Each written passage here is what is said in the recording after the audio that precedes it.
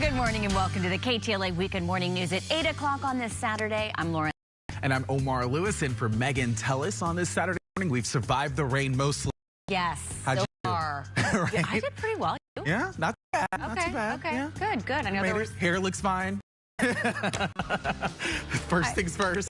I know there were some issues, and Casey, it's not totally going to dry out yet. Yeah, we're seeing shower activity in some of our interior spots. I've gotten reports in pretty steady rainfall, and of course, we're still seeing a little bit of snow moving through those mountains, and we will over the next couple of hours. Outside right now, though, looking at LAX, a pretty gorgeous start to the day. Partly cloudy skies right now.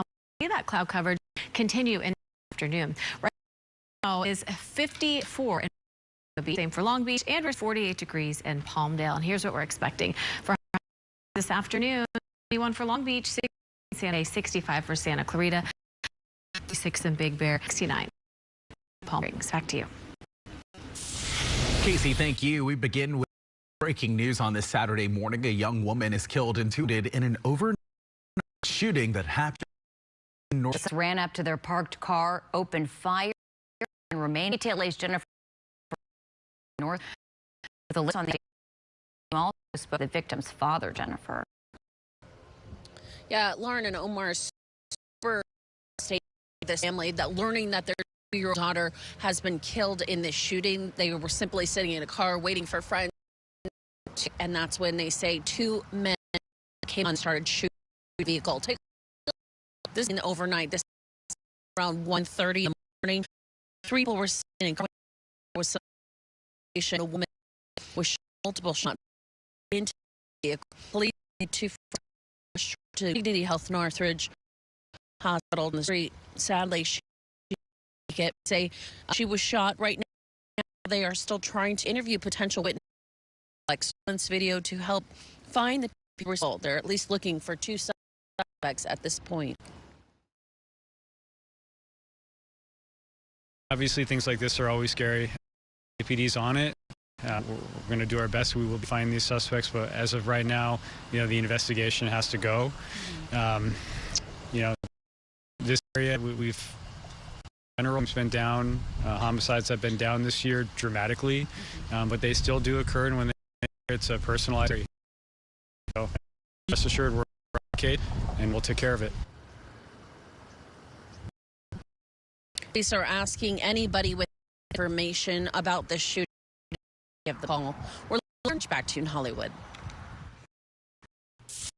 Thank you for that. Now to the developing morning crew work to extinguish Carg Inferno that broke out last night at Port El.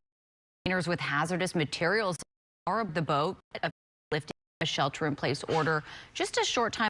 LA's Carlos in San Pedro with the latest fight. Sounds like they're making a lot of progress.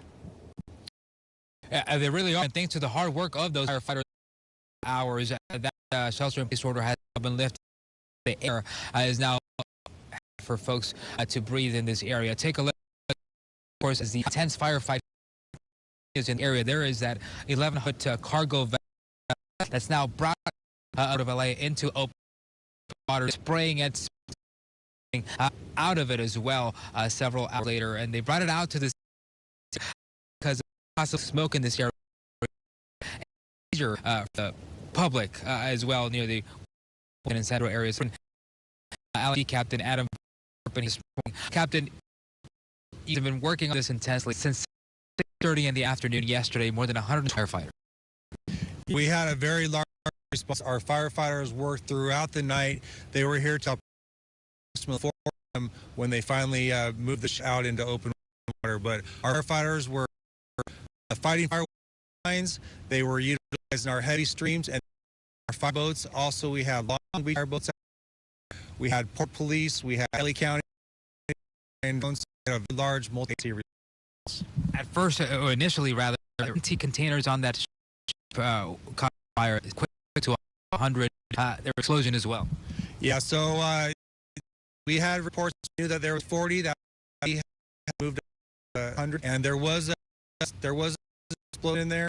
So we were doing a lot of monitoring for the air quality, and we really want to make sure that we keep our firefighters safe so we can some posture. You guys made great progress in several hours, and the key role played by the 23 crew members on board. Many of them shuttled out, but only 7 of them on board help firefighters kind of got fire. Yeah, so there's 23 on board, and 17 of them out from a shuttle. 6 of them went back in, and they were really helping our firefighters to identify areas where we could direct the water and identify some of the product fire. Let's talk about hazardous materials. We really made this fire certificate for you guys. There was a large number of hazardous materials inside some of the containers. It was unknown exactly what containers, because many containers are very deep inside the car. We were with the manifest, we know exactly what are in, but we don't know specifically which containers are on fire. People at home, the video right making us obviously they think, well, this fire is out, it's not so dangerous, but this is something very dangerous for you.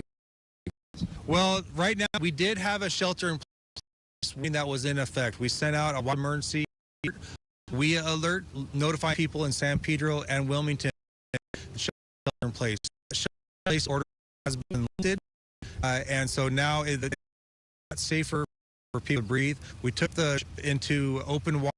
It's just in open water, so it's no longer in the Port of Los Angeles. What makes this fire so unique for a firefighter like you? You've covered the worst. Yeah, so this is rare that a ship catches on fire and we have to remove it out of the port.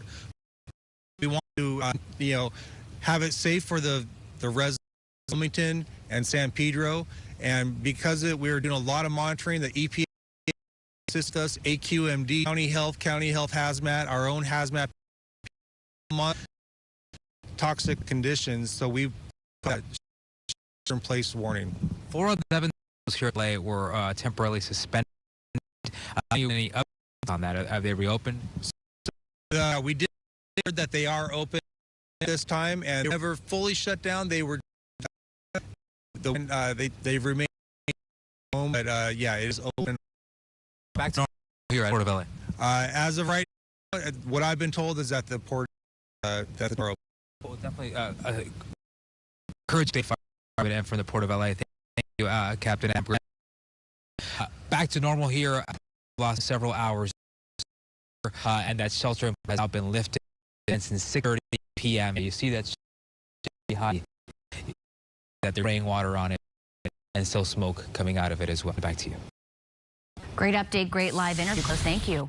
The first homes have been rebuilt. January's devastating Palisades and Eaton fire. Yesterday, the first rebuilt Palisades received certificate of occupancy. The 4-bedroom house is a fire-resistant design now, 8 months after a 2-month process. And in Pasadena, resident June Lee Lujan is the first to rebuild her house there. She rebuilt it from the ground up, and it's just days away from moving in. A promise she made to her daughter after the home was lost in the Eaton fire. She cried, she talked to me. I told her, no worry, that we can build another deal. We come back before Christmas, A sign at Lujan's house reads, and so they built a life they loved.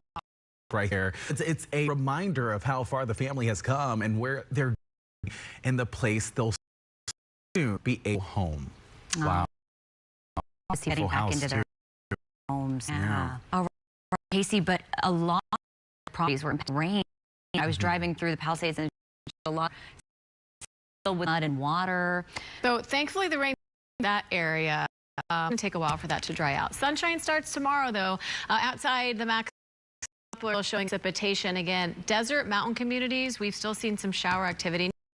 Parts of Orange County could be getting a little precipitation over the next hour or so. San Diego, we're expecting showers for you guys as well ahead into early afternoon. Above 7,000 feet, could another inch of snow, so no surprise we have a winter still in effect until 10 a.m. We're seeing really strong wind gusts, dangerous driving conditions. A gorgeous start to the day. This is a look from our LAX Garland News Center panning so you can enjoy it.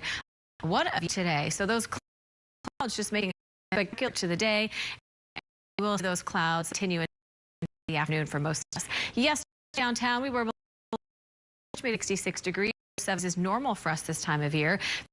At LAX, it's 60, and 32 and 54 right now in Riverside. Another thing, all green on here, meaning good air quality all across SoCal. We got to talk about the winds because we're seeing strong gusts with a winter storm warning in the mountains. But for Santa Clarita Valley, the Santa Monica Mountains, coast of Ventura County, this is where we're seeing really strong winds. I don't know if you noticed, Jennifer McGraw shot it's very windy for her as well. So these strong gusts are going to last for the next several hours. Are the northeasterlies, they are drying out the atmosphere, but again, with strong and saturated, we do have risk seeing some more down breeze.